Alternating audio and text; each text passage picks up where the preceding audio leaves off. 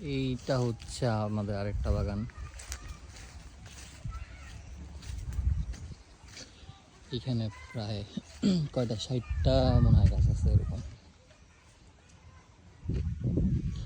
এই গাছগুলো হচ্ছে অলরেডি ভাঙছে, আর এগুলাতে হচ্ছে লিচু আছে।